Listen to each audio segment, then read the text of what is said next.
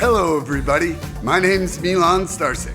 Welcome to Freedom Rising, a podcast dedicated to empowering individuals on the journey to personal growth, lasting serenity, and freedom from addiction. Tune in and join the movement.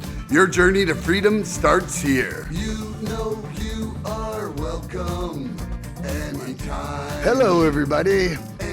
Welcome to the 18th Recovery Freedom Rising podcast. We're here to grow in our journey together. I'm Milan Starcic with my co-host, Charly Tulloch. We neither represent, promote, or demote any 12-step program or organization. We're two souls on the path of recovery with a desire to expand our lives and experiences and share them with you. Can you tell us a little bit about yourself, Charly? Well, hello, friends. My name is Charly, and I am a grateful addict. I live in Lethbridge, Alberta, which is about 2 hours south of Calgary and about 6 hours south of Edmonton. I started my recovery journey 4.5 years ago in Kamloops, BC. That's where I attended my first recovery meeting. Unfortunately, I didn't stay. For any newcomers who go to their first meeting, it can be a little bit daunting. I didn't realize that there were like these readings and everyone would chant certain parts. And to be honest, it felt like a cult. So I was like, not for me. I actually left before the sharing portion started. And then I didn't come to another meeting for 4.5 years, unfortunately. I stayed in the heartbreaking cycle of addiction. But I am so grateful I walked into NA in Lethbridge, Alberta, where I now reside. And that's kind of how I got here. And so for you, what was the pivotal moment when the program sparked a recovery fire in your heart? That is definitely, it's like getting sick and tired of your own shit. We call addiction the disease of insanity, and that's what it was. I kept doing the exact same things. I kept using the same drugs or different ones because I thought that might help. It didn't. And I kept wondering each time how I ended up in the same place or worse. I even OD'd at one point, and that still wasn't enough. I realized that if I wanted something to change, I had to change myself and everything about my life. And that was super difficult, but it's like when you stop digging, that's when you get to build your foundation instead of digging deeper. And what was it though that what was it that you saw or who did you see inside the program where you were like, this could work for me too? Like there had to be something where it went from desperation to solution. So it actually was a lady who came to the program. So in Lethbridge, there's some youths that come in a type of like justice system. Instead of them being sentenced, they actually come to meetings with like counselors and guidance people, and they're normally in a treatment center nearby. And then the person who brought them at my first meeting, I remember sharing about I was in my last year of university and sharing about how I felt like an imposter because I was surrounded by normies, and I honestly I had withdrawn from university at one point because of my OD. And at the end of that meeting, she actually hand wrote me a letter on the back of one of the NA information pamphlets, and it said, "Charly, don't give up, keep going." I thought the same thing, and now look at me, I'm doing my dream job, taking care of troubled youth. And wow, that's the first time I've actually thought about that.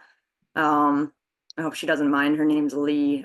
She's not really in the rooms here, but she changed my perspective because I was about to drop out of university and most likely kill myself by the use of drugs.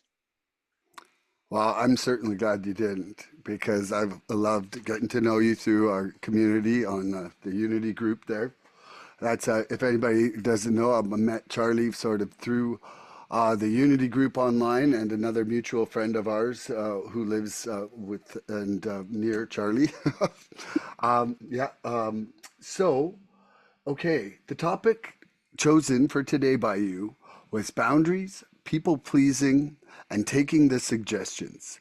Could you explain what these mean to you and why you chose this for today? And maybe go one at a time, like both what it means to you and why you chose this, because I think it could kind of end up in a wild spiral of insanity. Definitely, most likely will, just because that's how my brain works. Um, So people pleasing, I didn't know when I came to the program what character defects were. Um, I've always had a passion since being young. I wanted to help people, but I don't know when it kind of turned from helping people to people pleasing to gain my own value. Um, 1 second. So, for somebody who's new, can you explain what a character defect is to you? And then I think what you're saying is that a people pleasing is one of them, right? yeah, absolutely. Okay. So a character defect to me, as I've kind of learned through the different fellowships, basically there are these traits. That maybe served you at one point, and no longer do. And that's why it's like a defect. Like it's almost, yeah, it's a character trait, but it's gone wrong, is the way I like to think of it. And then people pleasing for me, like helping people is fantastic, but going out of your way and burying yourself in helping people isn't fantastic. It's actually a good way to deflect the problems you have going on in yourself. And that's what I did for years. Okay. And maybe on to boundaries. Oh, right. Boundaries is another tough thing. So I picked all three of these topics because there's something that I strive to work on. I have not mastered any of them, but that's why I wanted to discuss them today. Boundaries in my recovery, boundaries and people pleasing kind of went hand in hand. So as an addict, I always wanted to fit in somewhere, and if I didn't, I was gonna make sure that I would never fit in. Um, and with that in recovery trying to fit in, I wanted to make friends, so I could drive and a lot of people couldn't, so every now and then I would start offering rides, but then what I realized is it wasn't just helping them, and I was actually hurting myself by not setting proper boundaries, by being used as a taxi, being used as a bank service, sometimes being used to buy people food. And once in a while, that's great. I love to buy somebody food who whatever. Um, but then I realized that I was getting resentments and frustrated with these behaviors because these are addicts. I'm an addict. Like we are so used to manipulating people and using people to our benefit that I kind of just assumed everyone was my friend, and that's not the case. So I had to form some clear boundaries. Like, I have no problem driving you, but you got to start pitching for gas. I have no problem buying you food once in a while, but I'm not paying for your Tim Hortons every day. You don't need coffee to survive. If you need a sandwich, absolutely. Boundaries in my personal life are kind of a huge struggle as well. Um, I'm finding that I need to be just as selfish in my recovery as I was in my addiction, and that's a hard boundary to place, to cut people that I thought were my friends out because I can't see them anymore, and that's a boundary I had to create. Is like I can't have you around, I can't have you using, um, and I can't go out of my way to help you guys anymore, especially if it means that I'm going to be missing a meeting or whatever the situation is. And then my third topic, which is taking the suggestions. Um, I'm almost at my 7 month mark now. And thanks. Yeah, last year about this time I was coming up on my 3 month mark. And I didn't take the suggestions given to me by the other people in the room. And it took me right back out of the room, back to using. There's a lot of like rules or suggestions like read certain literature, do the steps, get a sponsor. Don't date in your first year of recovery is a big one that I broke. And I dated somebody in active addiction and I went right back out with them several times until I was able to get away from that. Um, what's another suggestion? My sponsors. It was really tough to get a sponsor because where I live, there's not a lot of females in the room that have substantial clean time or that can sponsor. Um, I've realized recently that clean time doesn't equate to being a good sponsor or a good representative of the program in general. And yeah, that's all I got so far. Okay. Do you want to maybe ask me a question and then we can just kind of go back and forth down our lists? And when a question's asked, I'll answer it, but you'll also answer your own question after. Okay. Oh, And that's I answer, yeah, so we both get to answer each of the questions we ask. okay. So my first question is, which step seemed the most daunting to you? Was it actually daunting, and why did it seem that way? Okay, so I feel let's just run through. We're going to do a quick run through of the steps here. Step one, um, I almost feel like it was almost like a forced powerlessness and unmanageability when I ended up pretty much dying 14 and a half months ago. That point, I woke up and it was almost like a sensation of relief where I was like, oh, okay, I don't have to fight this anymore. So that that first step felt like it was done to me. The second step I thought was going to be an impossibility. I thought I was never going to find a higher power, and I found that I actually already had one for my music, and was like, "Oh shit, I actually have one for music, and I can't have one to save my own life. Okay, let's just work off the one from my music to be for me." So that one ended up not being as impossible as I thought. I would say that, the hardest one is whichever ones involve acceptance. Acceptance is my largest challenge in life. And I am fine with turning my addiction over in my surrender. But man, turning my will over is a whole slower, more longer drawn out thing. So there's elements of step three that, I'm just working on and chipping away at. And I think that I'm doing, remarkably well in a 14-month period to erase 51 years, you know. But I would say the scariest is having to look some people in the face and make my amends. Like, I did some shit that I really wasn't proud of, and uh, and I hurt some people that I loved, and that's a hard thing. And then, you expect, oh, I'd like this to be super amazing and fun and them to just be like, yeah, yeah, here's the anointment of forgiveness. And it doesn't always go that way. There's people who just aren't ready. They're not ready for what you're going to say. They're not ready to process their past, which you've created part of. And, uh, and I remember the first one that I did this year that didn't that wasn't met with forgiveness and somebody just happy that I was straight, and it broke my heart. It still breaks my heart, but it's just where I'm at and where I've got to move forward from. So yeah, and that the the regular inventory I find just part of life. Like I find it really hard to act out in a defect and not later in the day go, "Hey man, I'm sorry. I shouldn't have done that." When I know. And now that I know, I can't unknow. So, and then, you know, the meditation and conscious contact, I'm trying to be more present, and I've actually started doing meditations. And yeah, I wanted us to do a guided meditation before we started this. I've been doing that with the co-hosts, some of them, and I meant Hello? to do it, but then we kind of got on and got all excited and talking. But next time Yeah. we'll do it. And then the service. I am helping a lot of people in the program. And I even feel like in some small way that this podcast is service. I think that it's helping some people. So I hope that answers your question. Now back to you, reflecting the mirror of the question.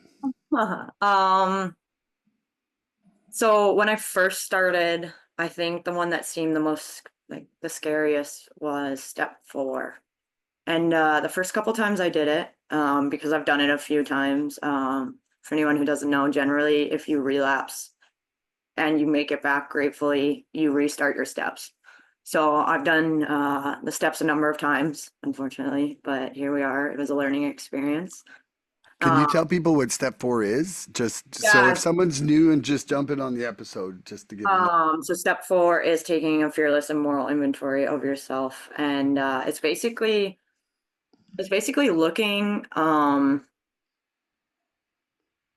looking at the things in your life that may have caused. It's writing out your resentments and seeing your part in it. Like that's, and a lot of it for me, that I found that that's where my character defects kind of stemmed from was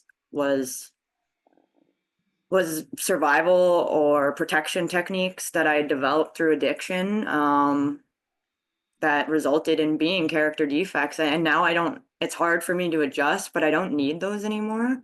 And step four kind of lays it out for you. I just finished my step four a few days ago again. Oh, Yeah, nice. I'm starting, I'm about a quarter of the way through step five, and it feels really good to be here again.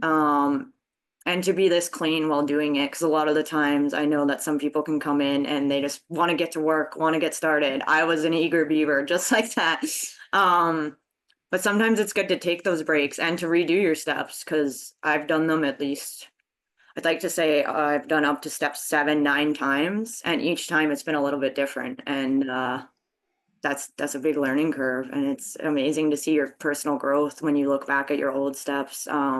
Step four has scared me because I've actually gone out on a step four, and that's not the case anymore. And that's with the power of the rooms and the power of recovery. Yeah. And for your step four, like, okay, the first time I did my step four, I was like, whoa, man, I'm getting fucking 21 apologies. I was like, line up to apologize to Milan because I had all these resentments. I'm like, man, there's so many people who wronged me. And then it was like 95% me. Mm. You know, like for anybody that's new and out there, one of the things you're kind of doing fact finding on your own defect and the role you're playing in the problems in your life. And so when you go through, you start out with, you know, what somebody's done to you and how it affects you. And, you know, but then it comes down to your part in it and also which fear generated your part there. And it basically shows a bunch of arrows back at yourself if you're being really honest with it. Most people, the issue is a lack of acceptance in life. And, you know, whether that acceptance is generating fear, generating anger, generating sadness, whatever it is your reaction to the world. And that's part of, you know, what I feel like we're working on. So with your step four, the first time, Oof. were you surprised? The very first time I did it, yeah. So because I thought it was all about how those, like you said, all those people had wronged me. I was holding grudges from like pre-K. Like I had 198 names written down. Like what? This time going through, I had five. And Yeah, that's actually, you said the key word to me earlier, and that's acceptance. There was a lot of things that I've been holding on to because I just wasn't able to accept. And the further into this program and the further I am into recovery, I don't have the same resentments that I started out with. I'm not holding little petty grudges. Um, don't get me wrong, I still get upset. Like I'm still human. I still suffer from anger and all the other fun emotions. But I don't hold on to it like I used to. I don't let it weigh me down like I used to. it doesn't have to go as deep or as long on the Yeah. defect, you know. When I did my second step four with my now sponsor that I have, I called him after about like 5 days to a week of having it and working on it, and I said, you know what? Like I'm literally going to be a people pleaser Mm. if I write any more. I'm like, I want to be the best sponsee ever. And I'm like, but my big step four Yeah. happened in treatment. And Yeah. now I'm like, I'm writing stuff down just to try and look thorough. Hmm. You know, it's funny that that's one of the topics today is people pleasing because I literally came this close to doing it in my step work. Yeah. And I've also done it in my step work, and I've written things that that I just thought some of my sponsors wanted to hear, and not I wasn't being honest, and that's some of the reasons that I went back out. Because this program requires that vigorous honesty. I never realized that pride was a double-edged sword. Like when, you know, you're telling your horror stories of being the worst addict and blah, blah, blah. That's bragging. Just like saying you're the best looking and blah, blah, blah. Yeah, Like, you know, like being the worst is an act of pride as much as being the best because, absolutely. you know, you're better at being bad than anyone. You're better at sucking. And, you know, and when my sponsor was explaining that to me, I was like, oh man, I have really like, you know, because that can just lead into like the pity party of the century, you know? Yeah. Okay, so I was looking up the word boundary, Mm, and what I saw is boundary is a limit you can set on what you will accept of another person's words or actions. yes. And there was one that we looked up the other week when I was talking to somebody, and it was like, I think it was it is Caleb. Yeah. it's the line between you and me, Yeah. you know, and I thought that I thought that that was pretty cool. And so for yourself, how do you set a boundary? So setting them isn't so hard. I basically just state that this is where I'm at and this is what I need. It's the enforcing them that I really struggle with. That Um, was my next question. But no, yeah. okay. But when you said it, describe to me like a boundary and how you would Okay. say it so that it's really just describing your side of the street. Like for Okay. me, I still have trouble setting boundaries that don't feel like I'm attacking someone's character. And honestly, it can kind of feel like an Mm. attack or yeah. I'll think of one that I did with my significant other. And it's hard to not also sound controlling when you're putting this down. So I don't talk to my mom right now. And it's very hard for me because I love my mom. Like endlessly do I love my mom. Um, but I have an anger problem when it comes towards my mom, and I hate the fact that I take it out on her. So I actually set a boundary with her, and she agreed to it. I am not communicating with her until I've had more time to work through the emotions that build that anger towards her because she hasn't done anything recently. She didn't do anything back then either. Um, and so my boundary with her is just don't call me, don't text me, don't try to reach me. You can go through a third party if it's absolutely necessary, which would be my sister-in-law. And I love you. Like that's the other thing. I think boundaries have to go hand in hand with love. Because it's about protecting your peace and maybe theirs too. Like my mom does not deserve the anger that I take out on her at all. My mom is a wonderful woman.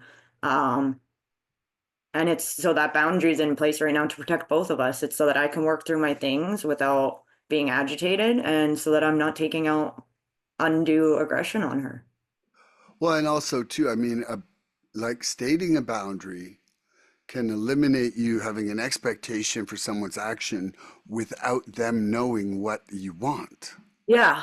Yeah, and You know, that can like you get too. mad at someone for crossing your boundaries when you don't tell them. This is Guess the what? boundary. Yeah, this is There's the no like they line. didn't see the speed limit sign on the road. You know. Yeah, well, and that's happened a couple times, but so now I try to work on my communication skills, which is an area that I'm not amazing at also. And I say A, B, and C for this reason. Like I don't want that communication for these reasons. When that changes, I'll reach out. Um, and it's just hard too because it sounds like I'm trying to control others' actions, but it's more like I'm just controlling what has access to me. So there's people mutual in my life that I can't have in my life. I care about them very much. So my boundary is that I don't have to participate in anything they're at. I don't want to hear how they're doing in life. Like we'll use my brother for example. I don't want to know anything about his life, and I don't really want him knowing anything about mine. And my sister-in-law is well aware of that boundary, and should she ever try to bring him up, which she doesn't, um, I would say, hey, like I understand you need someone to talk to. That someone is not me. I can't lose my peace over this. And Mhm. I just continue on. I've said for a lot of years, even well before the program, is that you choose who you allow into your life. Like you Hmm. may not choose it on a moment to moment, like see Yeah. someone in a Yeah. store or whatever. Yeah. But you know, like if somebody is really toxic to you, you can not call them back, not accept invitations from them, not go places where you know they're going to be. And that person will slowly fade out of your life. And you don't have to be mean about it. And you that's know? just it. Yeah, I think I struggled for a long time thinking boundaries were mean, and I'm a people pleaser. I don't want to hurt anyone's feelings. Mm. Um, but they're not mean. They're actually healthy in a lot of places. And yeah, you don't have to be mean or rude or whatever to get your point across. You just, and then this is the part I'm not firm as I should be. Like you said, it's like not seeing the speed limit sign and then getting pulled over and being like, oh man. Um, but yeah, I think it's hard, but it's worth it. Like it's worth your peace. So what do you do when your boundary is disregarded entirely? So this is the part that's super hard. Like I'm not good with this part. Also just because I don't really like ultimatums and it feels like it's an ultimatum. Like if you do this, then like this. Um, and it's your choice what you do. But like I've said that if somebody crosses my boundary, I won't talk to them. And then I've continued to talk to them. So I've shown them learned behavior that it's okay to do that. And Mm. that's where I'm having a tough time right now. Is like enforcing it, coming up with what is it that you're gonna lose? Access to me for one, like, but then it's also hard because I feel like I'll have a resentment out of it, you know? Like somebody doesn't respect your boundary, you get mad. Like, and sometimes I can hold on to that and be like, what the fuck? And that's probably where, pulling the step 10 in to regularly see what's building up or not inside you can be a useful tool from the steps, because I've, myself have seen some situations recently inside myself and family where I'm starting to have a resentment, and then, I try to communicate, and it's kind of returned by a lack of acknowledgement, which feels really hurtful to me because it's like, I'm not saying it's all you, Yeah. but you can't just say it's all me either. Yeah, Like, and if that's the reality that we got to play, then I don't want to talk. and that's an issue I have too, where it's like I think I took a lot of accountability and responsibility. Like you said, I just assumed I was the addict, so everything was on me. Like everything was my fault. I was the continuous one fucking up. I was the continuous one making these issues. But then the more clear-minded I'm starting to get, I'm realizing normies are sick too. And they might not even understand how sick they are until and I've noticed this in some of my family members, like I don't think they realized how sick they were until they saw me getting better and they're like, "Oh, maybe I am not as good. Just because I didn't use drugs doesn't mean that I didn't make mistakes or that I didn't do things that made people uncomfortable and or made themselves ashamed." And that's part of the problem, is that us working on ourselves with these tools can very easily create an expectation of change in others around us. Like, oh, whoa, now you're getting better, so I want you to get better with me. And that's a really tough thing, because some people, like for my sake, some people watched me go down my hole for 37 years, Yeah. and I want them to change in 14 months. Yeah. Like, fairsy? No. Yeah, Yeah, it's a real tough one. Okay, you got another question? I do. What, if any, misconceptions did you have before joining recovery or coming into recovery? And do you mean misconceptions of recovery About, or yeah, misconceptions? about, yeah.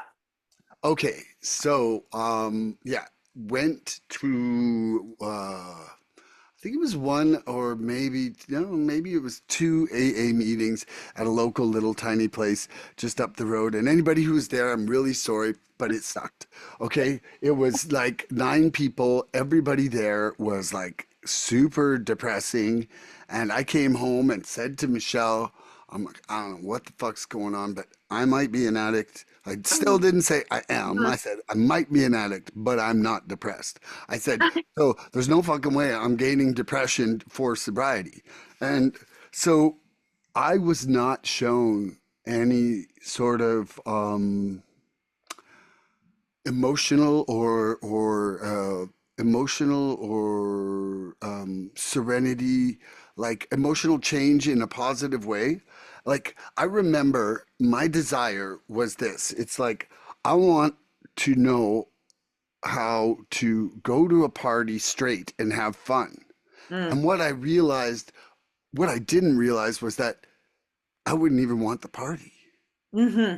Like, Yeah. that state of just like lacquering yourself so that you're not 100% real, and like that being who you gotta be, and then the toxicity and the really unprincipled action that went along with it. Like, I'm not saying there wasn't some fun and partying, but what I am saying is that I don't have any desire to be there now. Like I'm way more fun right now, us two talking, than standing in a place where everybody loves me and they're leaning into me, smelling like fucking beer from 4 feet away. Oh. Like, I have no desire for that. So I was looking, when I went into treatment, I was just like, okay, I need to see if they can help me be happy straight. Mm.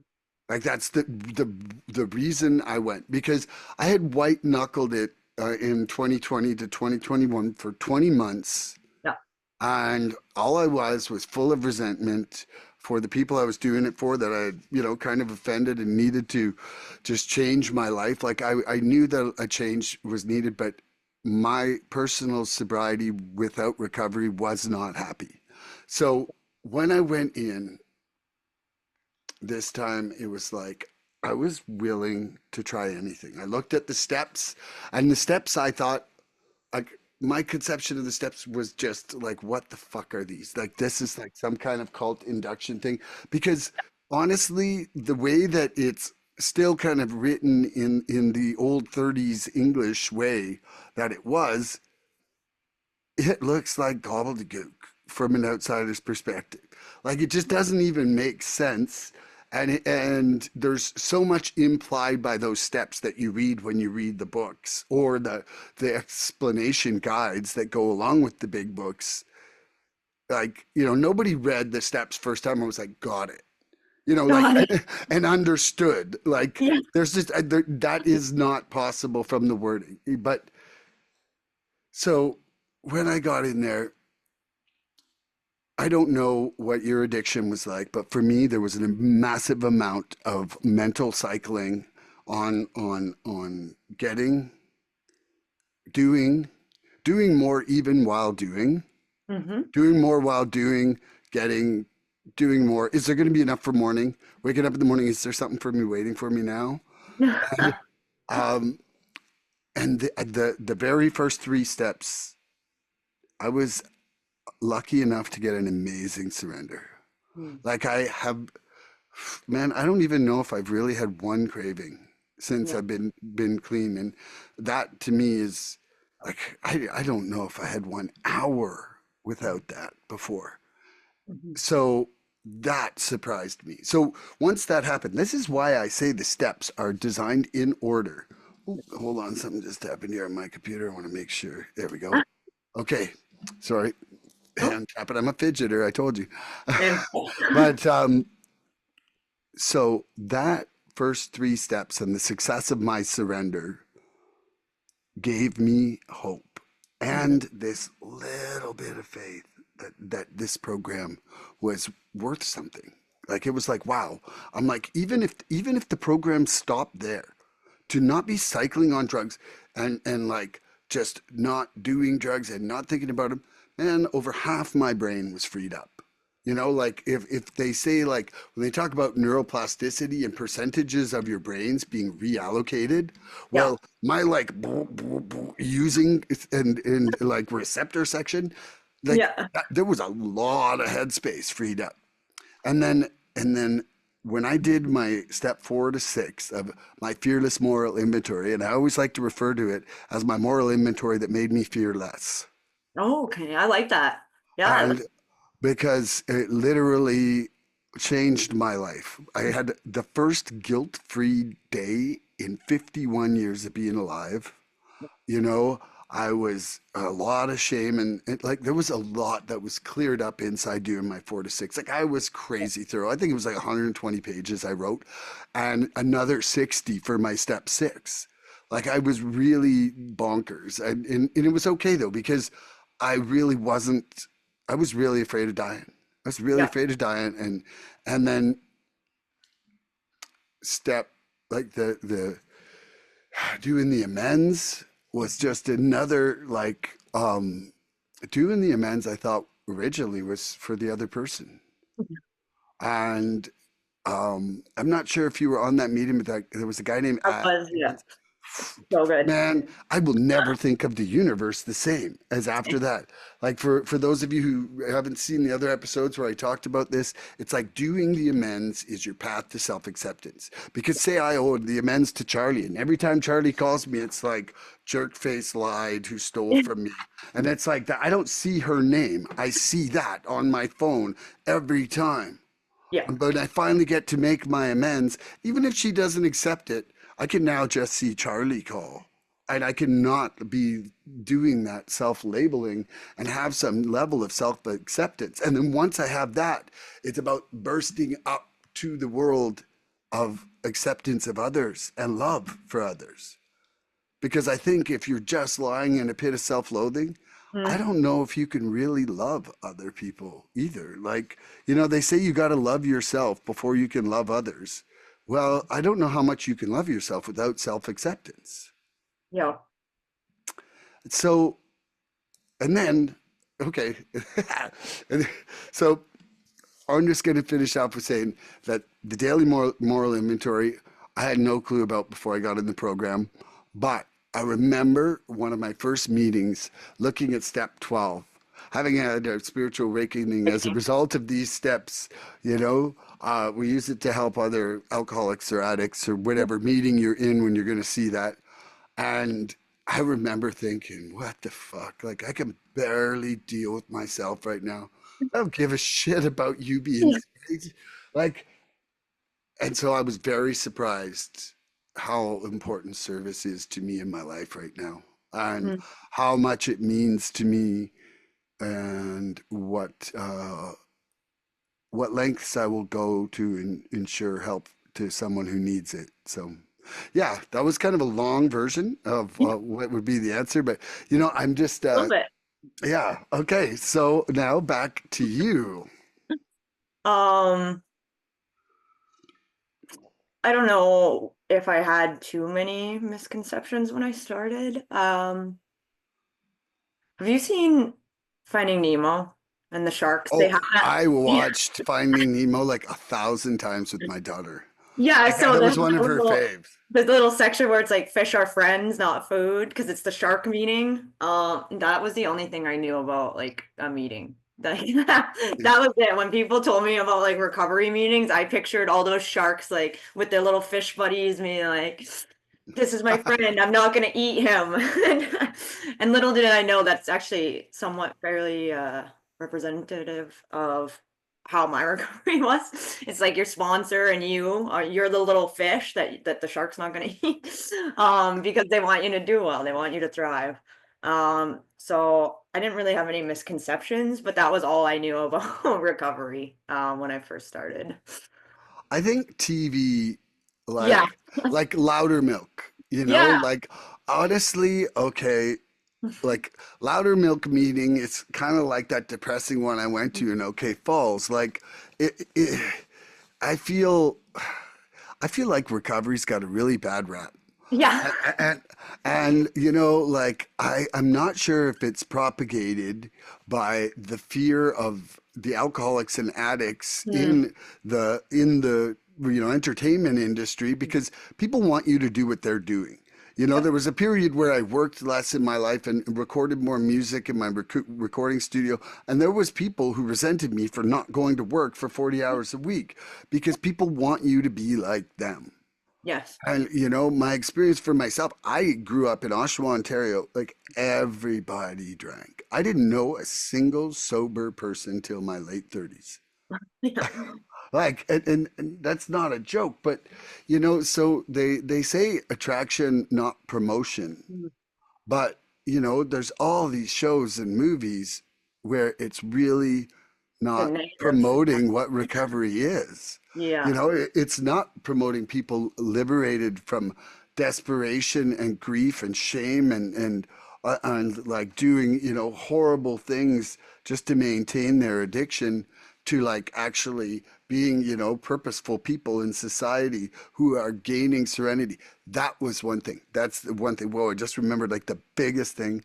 I had no clue what serenity was. Oh, same. None. I was 0 or 11. 0 or 11. Like there was like Milan sleeping, snoring his pants off while he was like recovering, or there was 11. And when I was 11, it was like I was shooting for 14. Like, you know, like I was just like, and I never knew how good it feels to be just a tranquil 6 or 7, Hmm. you know? And for me, I love it. Like I love it. And you know, that's not saying I'm still not an extreme person. I'm always going to have a little bit more energy than the average person, but you know, I just fill my day with more things that I like to do, you Hmm. know? I just but you know, I could stop now. I Hmm. don't have to be like this ball of chaos. I can actually sleep at night now. Like I'm actually using night what it was designed to be, a great time to sleep, you know? It's wild because actually, when you were talking about, I'm gonna jump back for a minute. You were Mm. discussing drugs always being on your mind, finding ways to use more, and whatever, is there enough for the morning? My mind was like, what morning? Because I didn't sleep. I would go and go and go, so I was never worried about conserving it for the morning because I am a lot like you in the way that I am all or nothing all the time. Extreme excitement or like, But man, even after 3 to 5 days, you wouldn't have to have a 2 hour shutdown. no, no. Oh, I mean, wow. it might have happened and I just like was not registering it because like I would stay up for like 17-day periods. Okay, so I So like never at some like point, I'm sure the body shut down and I just was not aware of it. And yeah. in order to maintain my addiction, I think that I faked sleeping Mm, enough that even if I was pretending to sleep, I still had to have something to get up with after and function on that's the fair. hours I was expected to, because Yeah. I maintained a job through most of my addiction. So Yeah. that job required me to perform. Yeah. Yeah. Okay. Do you want to ask one more of your questions? Sure. Oh, what would you say? And I think we touched on it a tiny bit. What would you say to a newcomer that you wish had been said to you? I'm just trying to think of what I would say that I would have listened to. You know, I think I would talk to them about what an addict is, because I think for about 17 years, I pictured addicts and alcoholics to be something that I wasn't. You know, like I still had a home. I wasn't pushing a cart. I wasn't a male prostitute. You know, I wasn't stealing from people for it. Um, but I was stealing time. Um, so I think that I would go over what an addict or alcoholic is with them, Hmm. so that they might be able to see that admission that I couldn't because it wasn't explained to me. You know, like even when you go into a meeting, they don't really review what the difference is between a normie and an addict or an alcoholic. You know, that there's times where meetings come close to kind of touching on it, but it's really like it's quite a chapter in the books, and Yeah. you know, um, there just isn't time at every meeting to do that. But I feel that that lack of knowledge, you know, my sponsor's like, he's like, it wouldn't have changed my fucking actions. And he's like, you know, until he hit that rock bottom, it wouldn't have changed his actions. But I do have a feeling it would have helped change mine sooner. Hmm. I Like like. it was, I just feel that I was in denial for 16 out of those 17 years that I was fighting that powerlessness, you know?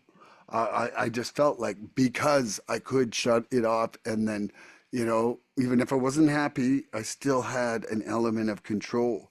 But that's not what defines whether you're an alcoholic or an addict, you know? It's that not being able to stop once you start and starting even when it's not conducive to your whole life. That inability, you know, Yeah. my sponsor was on the other day and his topic was more on alcoholism. And, you know, he does a great analogy. And I'm going to say it again because anybody out there, like, man, it's like if you have a peanut allergy, right? Yeah, it'll kill you, just like, say, someone's addiction would kill them. And, but here's the solution, you just don't eat peanuts. Like, if I put a pile of peanuts in front of a peanut addict, they're not going to grab a peanut and eat it like uncontrollably at some moment. And Yeah. a drug addict or alcoholic will.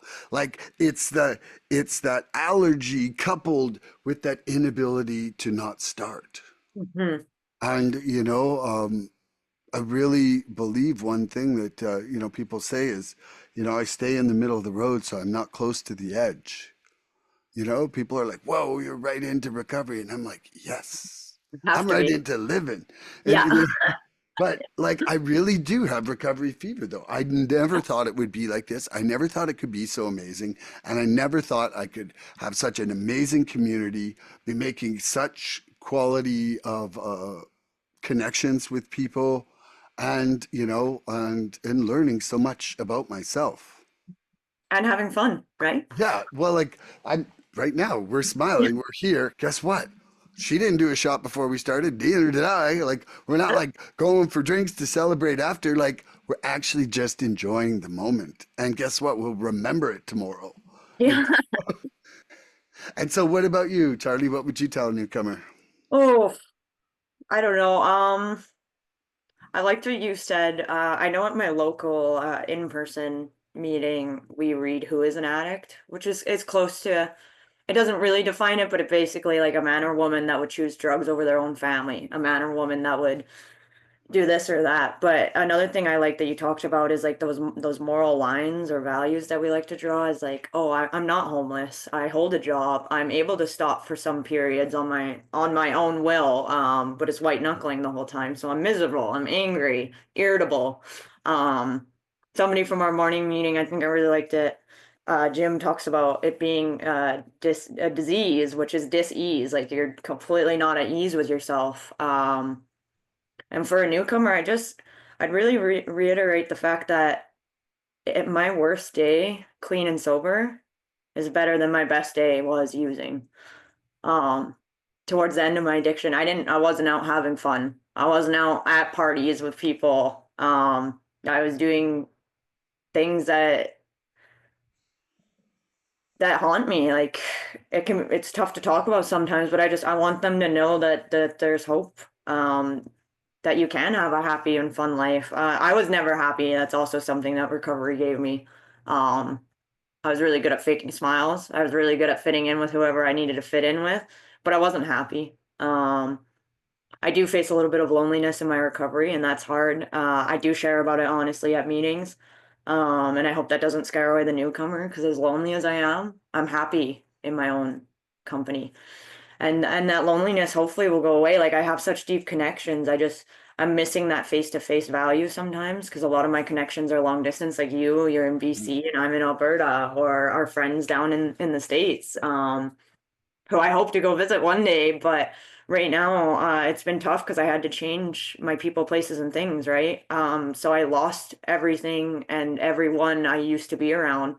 And that's like it's a little bit of a shock. It's almost like a culture shock when you go to a different place and you don't really know how to act or behave without like being insulting sometimes. And that's kind of how I am now. And it's tough for me sometimes to be around normal people too much. Just because I say things that normal people don't. I laugh at things that normal people are like, "Are you okay? Like psychologically, are you okay?" And I'm like, "No, but I'm happy." Yeah, So like that's I just And like you said, when you walked into that meeting and everyone was depressed, that hit me hard because I've walked into a meeting where everyone is just super depressed. There's no laughter, there's no talking about the then and the now and the difference and the growth, and like that it can be really defeating. So like if anything, I just like to laugh, especially when newcomers are there so that they know that these people are clean, we're not drunk, we're not on drugs, and we're laughing. And that's not easy, but it's definitely worth it. That Monday night meeting that I go to, like, it's just filled with so much joy and interaction. Like it's literally like settling a party down before it starts and during the break. Like, because it has a break. It's an hour and a half meeting, so they have a little smoke break, or all the smokers would peel out of there partway through. But uh, but there's so much joy and laughter. Like, I remember going into that meeting, and it was my third day to options, and it was one of the meetings that they took us to. And I remember just looking around, and there being so much laughing and everything, and I was like, okay, this, like, that gave me hope for a Mm, recovery that I wanted. yeah. And I think I even take it for granted sometimes, because I went to my sponsor's cake on Saturday, and everybody was friendly. It was good, but it was not as chaotically uh, like what I realized is I'm in the best group ever. Monday Night Beginners. See you there. Yeah, but yeah, I plugged it. I Okay. loved it. Okie dokie. So, I'm going to go to people pleasing, and then we'll talk about that for a minute, and then we'll come back because you've got some more questions, right? I do. Yeah. Okay. Unless you want to ask one more right now before we go to Um, the. yeah, let's do one more just because it's kind of related to like meetings and things you get there. Yep. So besides the NA basic text and the AA big book, what is your favorite, most life-changing literature that you wrote that's recovery based? So, being someone who's neither promoting nor demoting a 12-step program, I'm talking about my recovery right here. It is the 12 Steps and 12 Traditions book. Okay. There is no better philosophical dissection of the steps in my experience for me. Yeah. When I read that book, I'm able to see what they took a paragraph about and make multiple pages of just well laid out, well thought out. Like, one thing that I love, one of the things it talks about is in the step 4 about defects. Well, we all have sadness. We all have anger. We all have, we all have anxiety, everything like that. That's just a natural emotion. You can bring your dog on camera if you want him beside you. It's all good. Sorry, he's just Dogs like are allowed. staring at me from across. So yeah, you can't see him, but he's here. Yeah, you're just like rubbing the air. But we are a bunch of take it too far Tonys. Like, everything we do, our consumption, but it's also our defects, like our people pleasing. We're not just nice to people. We got to be so nice that it's not even real anymore. Like, and our anger, we're just, using our emotions in a way that's not what was the survival intention of them. Yeah. And when it was described like that, I was like, wow, like, I have been a take it too far Tony my whole life. And if anybody doesn't know what that means, there's like this, fable man named Tony who just takes it too far all the time. I love that. Oh, I've never heard that before. My favorite book, also not to promote or whatever you said, Yeah. basically whatever you said, disclaimer, Yeah. is oh my gosh, it's called Sought to Prayer Meditation. And it is a meditation book going to deepen your connection through the 11th and 12th steps. Oh, wow. Um, yeah, and it's written over an extended period of weeks. It's got a meditation and prayer for each week. And it was written a really long time ago, but I actually, although you would think it would be like an AA based book, it always says alcohol or drugs. Like Mm. it incorporates both, and that's what I like because I am a singleness of purpose kind of gal. I think addiction is addiction, and it doesn't really matter what to. Yeah, I agree. I think, I almost died of terminal uniqueness. Yeah. Where I was like, well, I can't go to AA because I also have this problem and they're not going to understand how I'm feeling from that problem. And I do so much of this, but I do like that kind of booze. And so when I go to CA, if I went to CA, they're just not going to understand about my drinking and how I've got this tolerance. And then if I go to NA, are they really going to understand me if they were opioid addicts? Oh, Yeah. I'm going to feel so alone. Like, it was, it was so ridiculous to just like, the way that we let the addiction fool us Mhm. into continuing our isolation. Yeah, I totally it'll lie to you and be like, you don't belong here. You don't belong Yeah, with these people. And I'm like, yes, I do. Those are my people. I know. And, like, I'm just glad I finally dispelled the lies, Yeah. And that was another thing for me. Um, I realized that a lot of my defects were basically my using excuses. Like I could overblow being mad at you in order to go use. I could overblow being sad about something. Like I would let other people's sadness just give me a reason to go use. Well, joy, yeah, I could go celebrate anything. I could have a birthday with a friend every day of the week if it meant we were going partying, Yep. except the party stopped for them and didn't for me.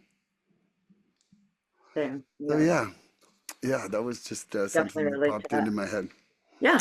So I have here a people pleaser personality means a person feels a strong urge to please others, even at their own expense. Mm. They may feel that their wants or needs do not matter or alter their personality around others. So So, a big example of this that's actually happened to me in my most recent stretch of recovery. I am such a people pleaser that my sibling reached out to me for drugs and I went and did it because I thought that if I had stuck to my boundaries of like, cutting off that world, I thought he would be mad or upset with me. And he would have. But what I didn't realize is that people pleasing isn't healthy. Like one, it was almost damaging to my recovery. Like I was willing to damage and put myself in a risky situation because I wanted to people please. I wanted to do what they wanted, even if it hurt myself. And that definition you just read, it hit it on the head. and was that to use or to acquire for them, for clarity? Uh oh, sorry, to acquire for them to use. I am still clean. I was clean when this happened. And we have not exchanged words since, my brother and I. It's probably good. Yeah, and honestly, and that's something that I'm struggling with, and that's where my boundaries and people pleasing tend to overlap, where I'm like, I need to be okay with this, and if he was to come back, I need to be okay with enforcing my boundaries and being like, hey, this isn't okay, that wasn't okay, but this also isn't okay, and I'm not gonna do it. I feel that we have to be able to disappoint those who still expect us to be our old selves. Yeah. Like I had a very well intentioned friend call me a couple months back and he was trying to get me to go over and he really was missing me. But, Yeah. like it was because he was missing my chaos, you know? He was missing my chaos and my longevity. And it was probably at a loneliness point in his addiction. And, I offered for him to come to a meeting, but haven't heard from him since. Isn't it funny how that happens? So the same thing, I offered for somebody to come to a meeting and they read it and didn't reply, but they stopped texting me about coming to hang out with them while they were using. So that's When I good. did that 20 months of white knuckling, I never had one call to go do anything. No. This time it's been a little bit different. There's been, two friends that one friend that I at least see weekly, But he, first of all, was never an addict, a drinker, but someone I really love that definitely just kind of respects being around me and doesn't really offer me anything or anything like that. And that's really nice. And then the other one has just been a couple small contacts, but it really is building a whole new community. That's one thing that, like if you think you're going to get straight and go sit with a bunch of people using every single day, man, I myself would not be in a situation where I felt like I was having fun. Like partying is not a spectator sport for me. No, And B, like if you go to a barber shop long enough, you're gonna get a I haircut. did. Yeah. Like, and I like my hair the way it is. I like cutting my own hair. So okay, now after our little moment of people pleaser definition, how does living by the spiritual principles reduce people pleasing?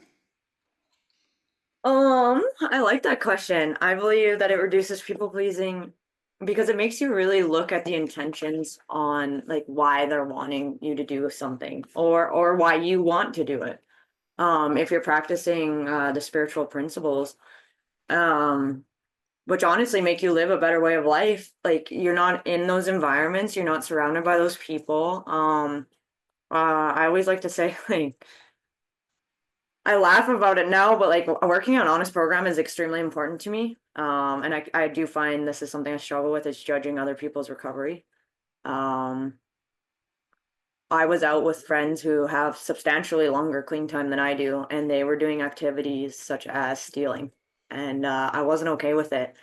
Um, and it was I even looked at them and I was like, I work an honest program. Like I don't want to spend any more time with you guys. And it wasn't me trying to be rude, and it wasn't me going to rat them out because like I believe the universe will work that out.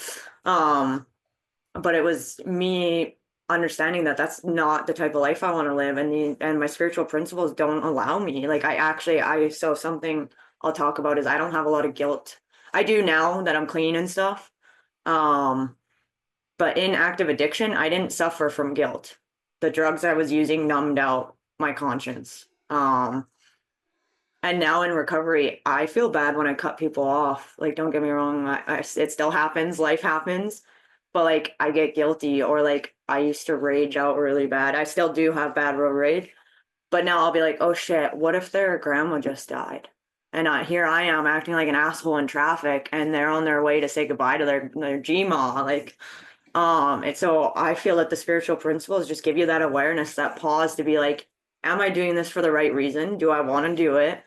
And how am I going to feel after it happens? Like it gives me the ability to, there's a saying we have, which is play the tapes back, but it gives me the ability to play the tapes forward too. Like, is this something I would be proud of, like my conduct for? Is this something that my mom would be okay with me doing? Um, I like to use my dog as an example. Like, would Gunner be happy that I'm behaving in this way? Like, would this make him proud of his mama? Like, I don't know. Those are questions I ask. And I believe it's the spiritual principles that give me the ability to ask those questions and to care about the answers. And so inside that people pleasing, they say that Mm-hmm. there's a need for recognition, validation, or praise. Mm-hmm. And so, taking that apart from another angle, we have to look at self acceptance, honesty, and service inside those things. And, why are we trying to please them? Mm-hmm. What's at the root of that? And when it's occurring for you, where would you say, what would you say do you feel is missing inside there? So generally for me, it's going to be like that acknowledgement, like them even registering that I exist. The If I recognition or the validation? It's gonna be the recognition that I can do these things. Like they're coming to me to do this thing, and like I don't want to say I used to be proud of because I never was proud of, but people knew me as somebody with connections. If you're Hmm. looking for something shady, come ask me. And like Like Yeah. that's not a good thing and I'm not proud of it, but like that's how it was. But it is a skill when you're in that world. To be honest, I didn't realize how many transferable skills there were. So like I now work for an above board company. And somebody didn't pay their invoice for their landscaping. And although I am small, I went to collect because like this bill is over 2.5 years old, and I was like, I'm not gonna do anything. Like I'm not gonna go rough anyone up, but I'm gonna sit at this man's business, his workplace, and I'm not leaving until he pays up his bill. Like that's Yeah. just like call the police. We'll sort this out like with the law. It's all good. And that's a skill that I learned from addiction of all places is collecting money. Well, that's all right. Just But generally, nobody borrow money off Charlie and not pay it back. Yeah. yeah, but sorry, going back, honestly, I think all three. So it's the validation and recognition. And what was the third you said, sorry? And praise. And praise. I don't know if it's so much praise as like it's at that internal validation that I get. Like I don't need you to say thank you. Like if I was doing something, like I would just feel good doing something you needed, whether it was a negative thing or a positive thing. Yeah, I think I found that my people pleasing created a lot of expectations of reciprocation from people. Mm. Like I Yeah, I learned that from my steps, is that it was like I had a lot of resentment for some people because I didn't feel like they were giving it back. And honestly, yeah. it really opened my eyes that there was a lot of false service inside Mhm. my service. And this nice guy Milan wasn't as nice of a guy as I thought. And it's also, if we're talking about in relation to spiritual principles, Mm. people pleasing isn't honest. Yeah. So, like if this program starts with the foundation of honesty, people pleasing is not honest to who you're doing it for. Or to It's yourself. not it's not honest to yourself Mm-hmm. because most of the time I don't think you're like, "Hey, I'm going people pleasing today." You're like, "I just got to go help this person." It's Yeah. not like, "Hey, jump on my people pleasing bus." It's definitely we're hiding that from ourselves, and that's one of the things that the steps as tools have really, really helped me take a look at and see when that's happening. I didn't see myself as a people pleaser, and my counselors at options, Mhm. they were like, "Hey, people pleaser, right there, you, yeah," and I was like, "Me, people pleaser, I'm just Like, wait, nice." me? Yeah. I'm like, I'm just nice. I'm like, are you saying my nice ain't real? Mm. Like I was getting defensive and mad about it. And then I was like, oh, you're right. Yeah. Okay. Well, you're right. That Oh, you're right. the admission, the understanding that comes from that. And I like that you brought up that resentments can come from that because I found that my list was a lot like yours, where those resentments were like I gave and gave and gave, and then I was like, eventually, I was like, what the fuck? Yeah, Bring it back. what's Bring it up? back. Yeah, Just like, I don't care if you bring it all back, but I want something. yeah, just say Like, hi. I want that recognition. I want you to be like, hey, Mion's so fucking awesome. Just pretend you Like, know here's a me. little bit back. Yeah, yeah, totally. Yeah, it's a lot of people pleasing was like banking praise or banking opinion Mhm. or banking favors. Yeah. Like I would definitely say that I wasn't afraid to ask a favor when I felt like I had done Done enough. enough. And like with the actual definition like of service, it's selflessness and with a genuine desire to help other people. And like people pleasing is the opposite of that. And that's why I'm so like flabbergasted how it got twisted. Even in my life, I was like, oh man, like I just want to help people, but then it was like yeah, it turned negative. It turned Hmm. backwards. You know, I think one of the ways like that it's hard because can you ever really be sure of your motives? that you get to the bottom of your motives. Like all we can do is try to do it with a good intention Yeah. and try to reduce any expectation with our actions of doing it.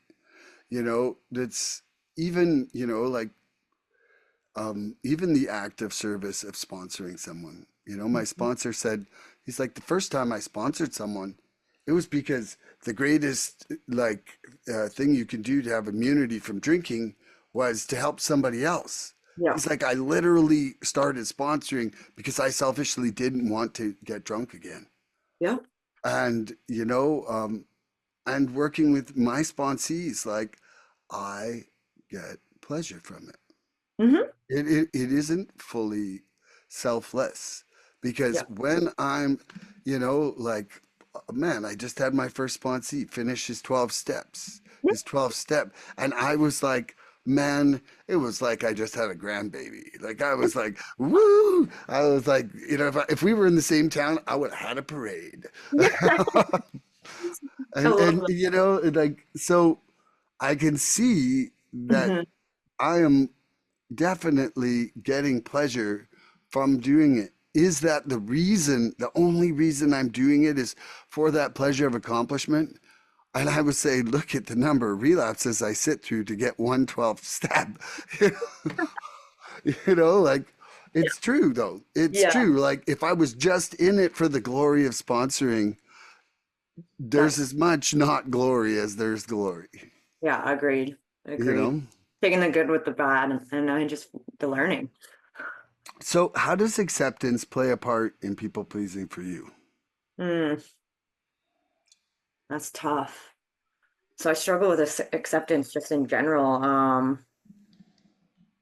There's a saying we have, I'm not really a God person still, even in recovery. I have a higher power. Mhm. But like whenever I'm really struggling, I just keep repeating like let go and let God. Um, over and over. And I don't know if that goes towards people pleasing, but that's how I've been trying to practice my acceptance is like repeating to myself, you don't have control. It's in your higher power's will. It'll be done that way. And you Mhm. need to let go and let God. And like I found myself getting wrapped up in situations, maybe this is people pleasing, like wrapped up in situations that I shouldn't even be anywhere near. One, because I'm fooling myself and others if any of us think we have control over it, over that Mhm. said situation. And two, it's not my place. And that's something even actually like this morning's meeting, the just for today,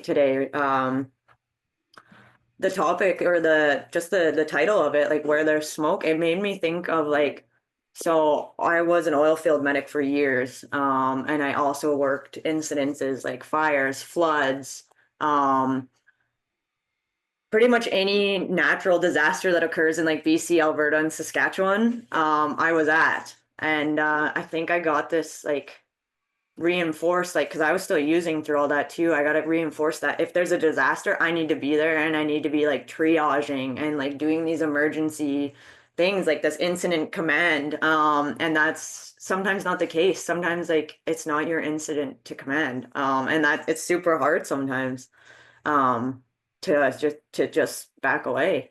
And like where there's smoke, I want to run, and because I'm a fire medic, I want to go to the floods. I want to go to like the reserves that are burning down because that's what I did for so long.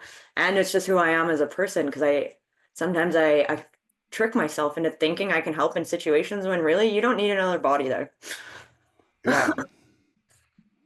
So yeah.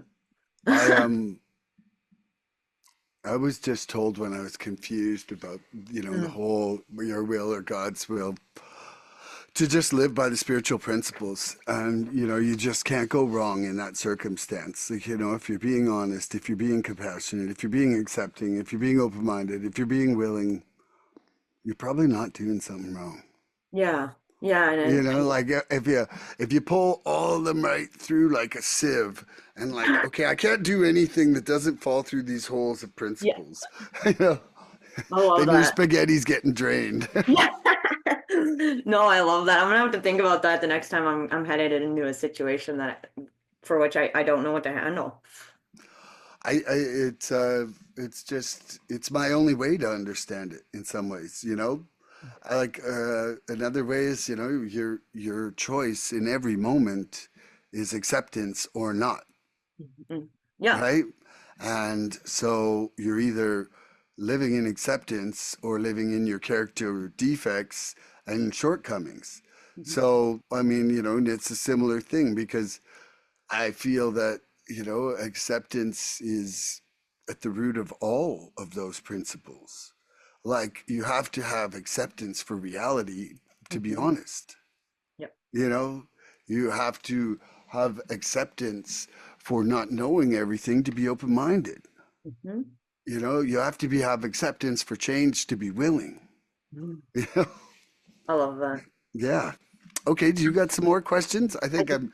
I'm through my questions, and let's move on to the rest of Charlie's. Yeah, I wrote a lot. Is there anything you do miss from your life in active addiction? And I don't mean like using drugs specifically, but like for me, I miss some of the people, like for instance. So if you have something like that. I would say that there's moments where I've missed the chaos. Hmm. Like people are more likely to dance when they're wasted. I feel like I danced more, you Yeah. know? Yeah. Um, and to be quite honest, I would enjoy those circumstances where dancing would occur more. Yeah. So, like, like even now, do I really want to go around a bunch of wasted people just to dance? No. And most of the time, it's no. No.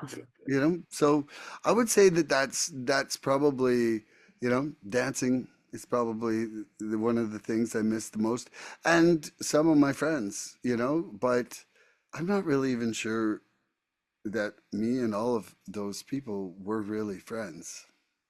It's a tough line. I've felt it myself where I'm like, if they were my friends, would I have been in those situations with them? Whether by it being my own doing or their doing. But there are a few of them that I know they were friends, and I pray that they make it to the room one day. And I'll be here waiting when they do. Yeah, exactly. I'll happily hold the door open while they walk in. Yeah. So Yeah. for me, that's kind of it. And then my final question: do you believe addicts are born, made, or a combination of both? So I just discussed this the other day with someone. I actually asked them, I said, do you believe that addiction is nurture or nature? Hmm. So I do believe that there is some genetic component. And, that, like, first of all, I feel like there's just some people are born with maybe just a little less sober endorphins, Yeah. and I like them. when, like, so there's like Joe Normie. He's like this. He's like, you always see him walking like that, and you're like, why is fucking Ryan so happy? You know, like I remember, guys, when I was a kid, I was like, I'm like never that happy that often. And maybe it was that I needed to do the steps to get there. But all I know is that first couple times, like I smoked weed or drank, I was happier than Ryan. Like Ryan had nothing on me, you know? And so for a long time, I thought that, my propensity for usage was based on a lack of sober endorphins. And I don't believe that entirely now because after doing the steps, I'm experiencing much more serenity and joy than I ever thought possible for myself uninebriated, right? But I know, like my grandfather, my mom's dad, he was an alcoholic and like crazy alcoholic by the end of it. And I know like a ton of my family members have that same trait. Someone described it to me once. They said, the people that are addicts or alcoholics are too sensitive for the world. Mm. And it's like they needed to coat themselves for all the harshness and craziness of the world. Like we just absorb too much. And I always liked that one like, because I do feel that, without these tools, I think that some of us just have a harder time on a day-to-day basis being able to handle what's happening in the world, you know? Yeah, I actually love that. I've never heard it described like that, but that's pretty much how it feels, especially the more people I know in recovery. We are sensitive. And it was like Mm, I know for myself, I addiction was a form of a bad coping mechanism, but also it wasn't just for like the really bad traumatic shit. It was like I couldn't handle my car breaking down, but Dawn, who lives next door, her car broke down and she's fine. Like it was like not just bad childhood traumatic shit. It was like the everyday thing. Life on life's terms is what I could not handle. And I turned to drugs for it. And that's I don't know if that's like that coding, like you said, that protective mm. coding, or if it's just it was in me and something tipped the scale, and that's the side that came out more. I'm a believer of it being both genetic and environment made. Sorry, I lost my words there. Um, but yeah, I think it's a combination, and I think it's different for each person. And like, no, we're not terminally unique, like, but there is a lot of things. There's a lot of things that make addicts and alcoholics and anyone with addiction problems the same, and there's a lot that makes us different. I know people that are in recovery that never had childhood trauma, that come from a good family, that don't have any relatives that they know of that suffer from addiction. But they are just as much an addict as I am. Um, so it's interesting for me. I like to try and view that, and that's something I like about the meetings too. That was the thing I thought about in Kamloops. I walked down into that room and there was so many people there from like all walks of life that I'm like, none of you guys, I would ever see you guys like hanging out at the same bar or going to the same gas station. Like this would not happen. And I'm like, none of you have anything in common until I realized they were all there because they were addicts and so was I. So I had things in common with all these people that I was like, what? Like there's minors, there's adults, there's old timers, there's all races, all like sexual orientations, like everything in this one place. And it was because we all had a common problem and we were all after the common solution. And that's recovery and the 12 steps, in my opinion. Yeah. Until I went to treatment, I never saw it as a disease. And it Mm, always felt like a weakness, like, yeah. like a moral weakness of like, oh, I should be able to control this. So it was like trapped inside the world of expectations on myself that I could never fulfill.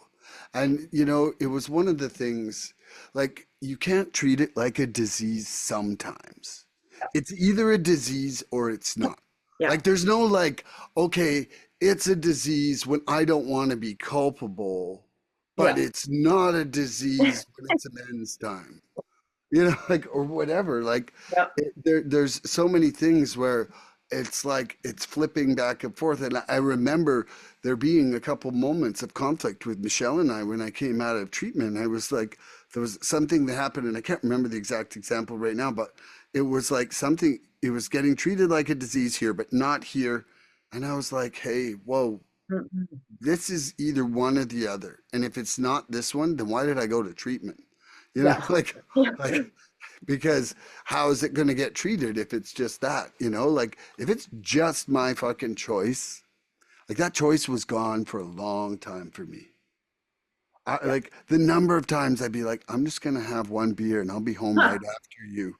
Yeah. Like, oh my God, like how she didn't laugh in my face and spit on me or something. Like, like for the number of times I said it, like it was so ridiculous. Like, oh my Like God. I said, that's the insanity that brought me in. Like Yeah. I had the gift of desperation and it was like I had no recollection, but I would end up in the exact same place or worse, fucked up, Yeah. alone, miserable, isolated, like wanting to die, to be honest, because like that's why we say jails, institutions, or death, because those are the three options for addicts. Like, and it was, That's and they right. are. And it progresses. It Yeah. progresses 100%. Wow, Charlie, this has been a Yeah. great first episode. I, Yay. I look forward to you coming back on. I feel like I love and appreciate you for doing so. I'm grateful we're part of this community together, and I hope you had a good time here today. I am too, and thank you for this opportunity. As nervous as I was, I had a lot of fun with it, and I look forward to doing it again. So thank you. Is there anything you'd like to say to everybody out there? Just any message? Well, if I can fucking do it, so can you. Yes, nice. Well, if you liked what you've seen here, please subscribe and share this podcast and like it. The more followers we get, the more people that are going to get this message.